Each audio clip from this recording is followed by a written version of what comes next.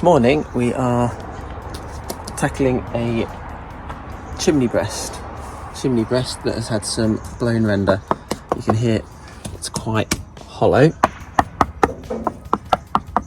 So we'll be cutting away all the blown sections, removing it and replacing it.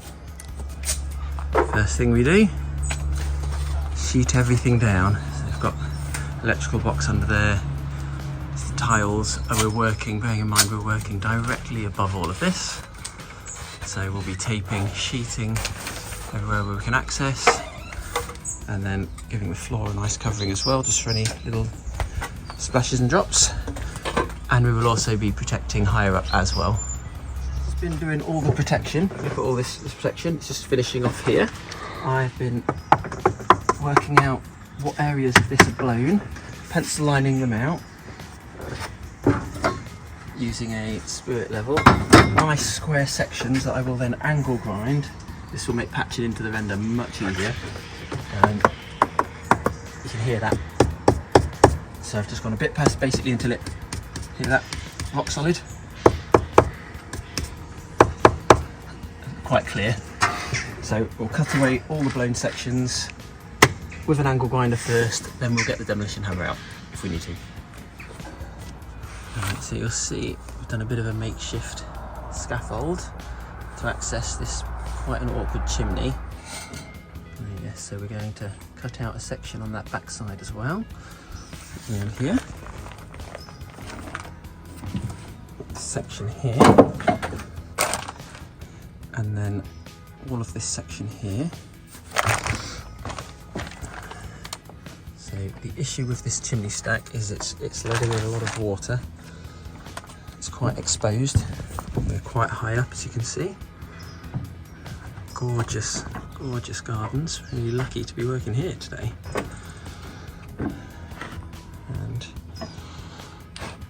it's letting water seep in. And then I'm going to have to go one lower as well, because it continues on a bit. It's never got to see.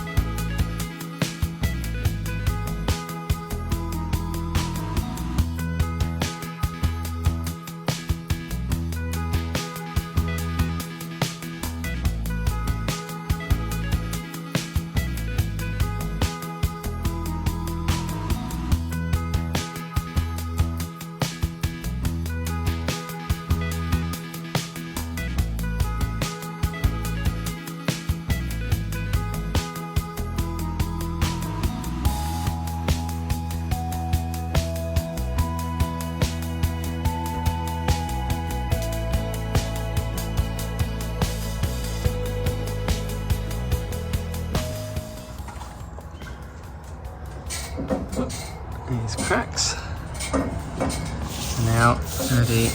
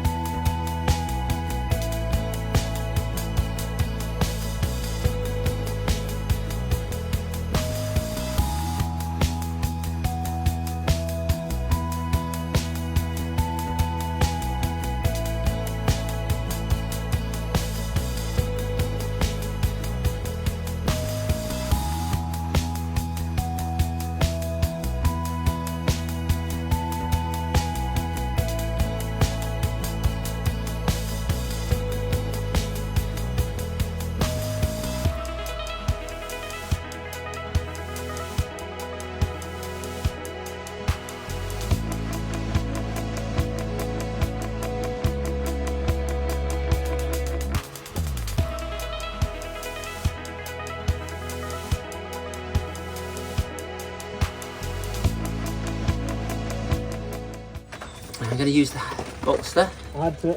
This all came off. Or more. A bit more. Yeah. Okay. So to sharpen a bolster, angle grinder.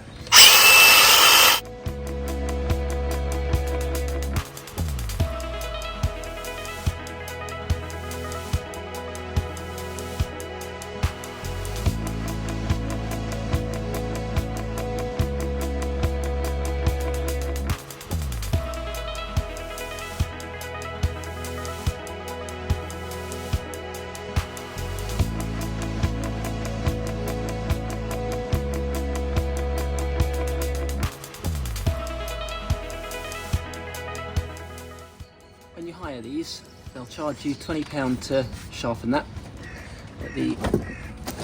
That's all they do.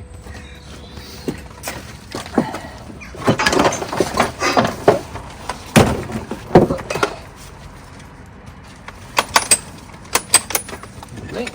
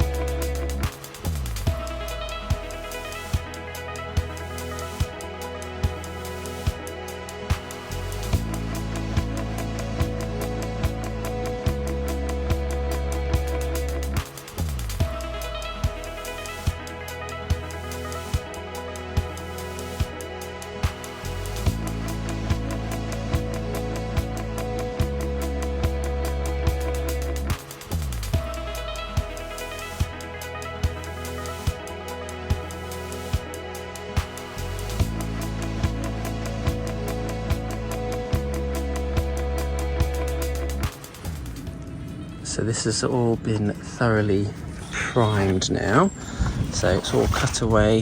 Had to do a little bit more than we thought down there, but it's all fine.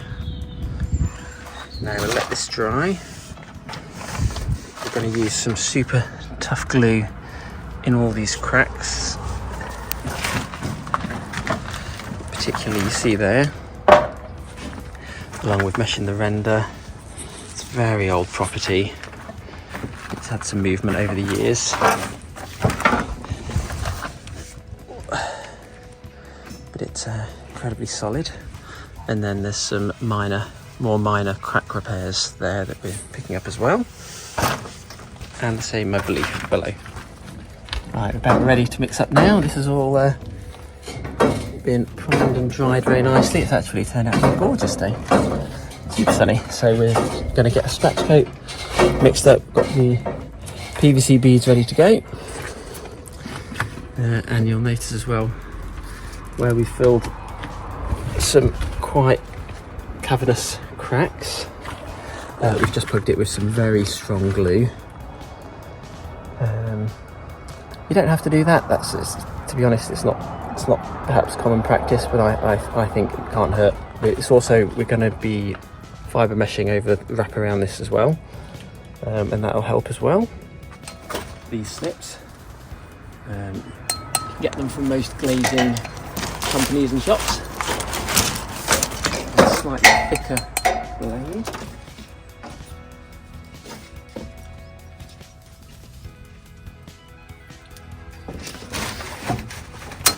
Does require quite a bit of elbow grease.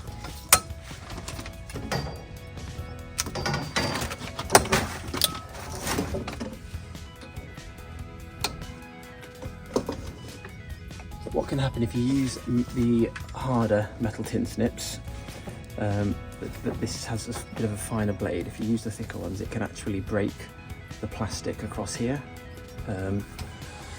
Whereas this method, it's a little bit harder to snip, but it won't damage your PVC.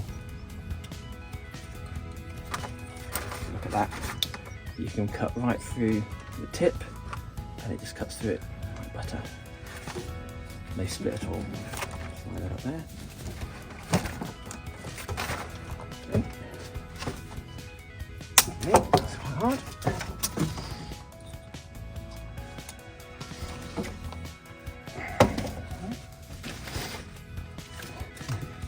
Very hard. Perhaps to be sharpening these.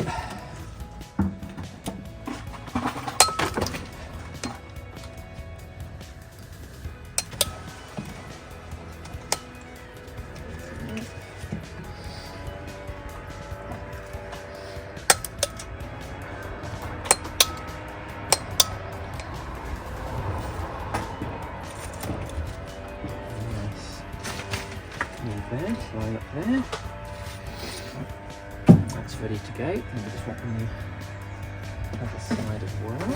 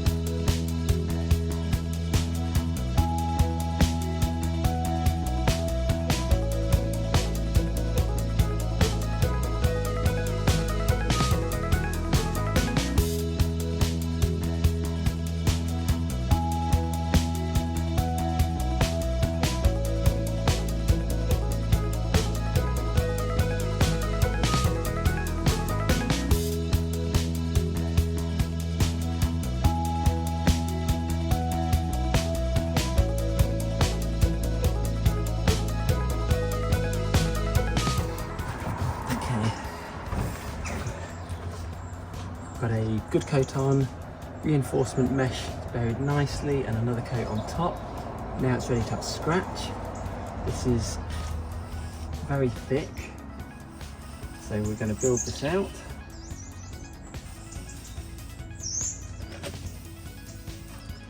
Remember, the wiggly lines aren't for fun. They create a much stronger bond for the next coat. Just do straight lines. Yeah, it's quick, but it's also not as strong for the next coat to adhere. The waves are deliberately wavy. There is a reason.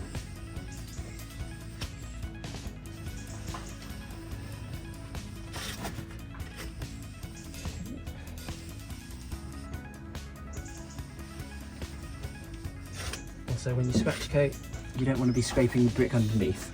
The scratch coat is meant to just scratch the surface. This is deep, so it's not a problem.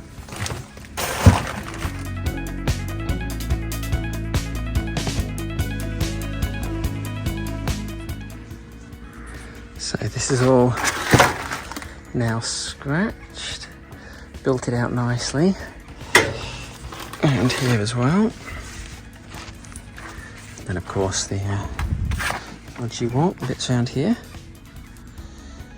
There is also that crack that's going to be filled tomorrow.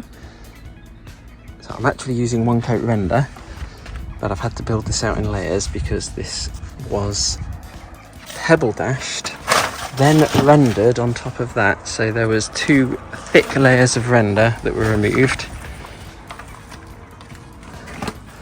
but with one coat render. So I'm going to stop here today. It's about 20 mil, 2 10 mil coats, and then tomorrow we should be another, I think, 10-15 mil looking at that in the highest. Now the tidy up. Next day, all solid, looking good, ready for the next coat.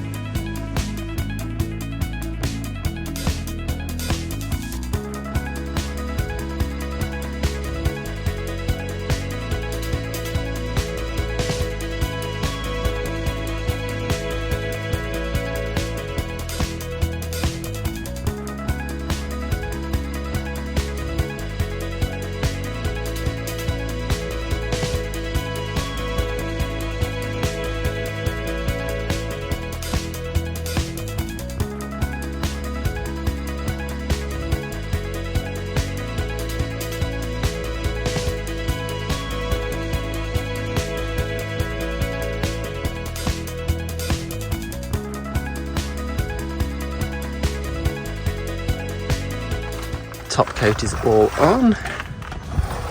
We are now, Kris is just ruling it off. It actually doesn't really get much easier ruling off wise, bead to bead. It's lovely. Turn it at the top. And then there's just that bit around there to be ruled off. Then it will want a few minutes before we float it up. It's looking like a gorgeous day today. Highs of about 22 degrees. Heat wave in October. For October, yeah. For October, that's lovely.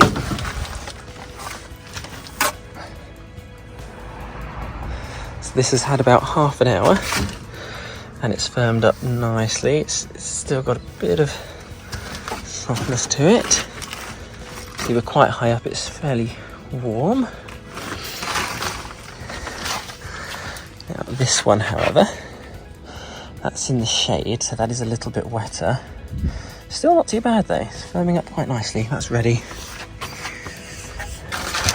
Ready to be rubbed up with a float. Okay, it's firmed up a little bit more. Kris is on it.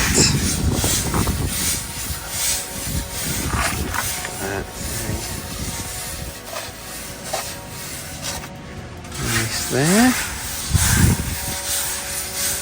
Let's do that over the whole wall. And then once it's gone over with the float, it's difficult to see, you then go over it lightly with a sponge. I don't know whether you can see here, it's very sunny. Shadowy. And that there.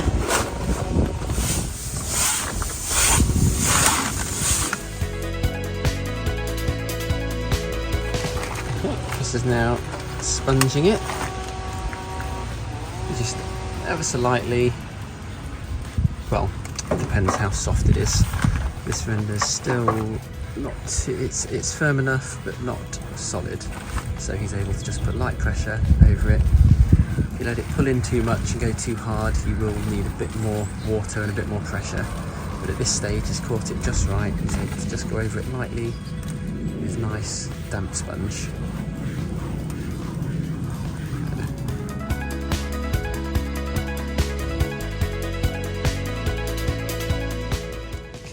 This is all now been sponged.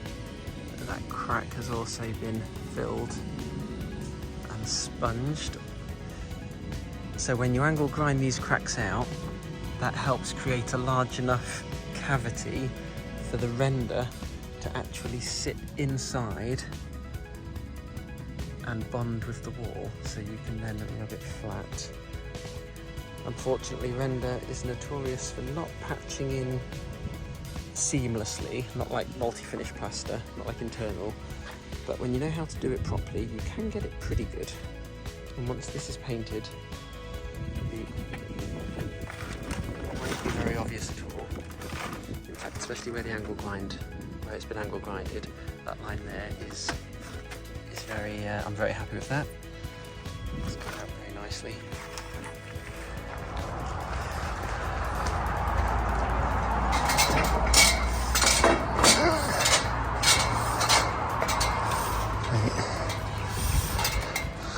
There's patches, the cracks we did yesterday, and up to the chimney, all finished. Beautiful. Sun beaming down on that. All been tidied away. A bit dodgy to get down there now.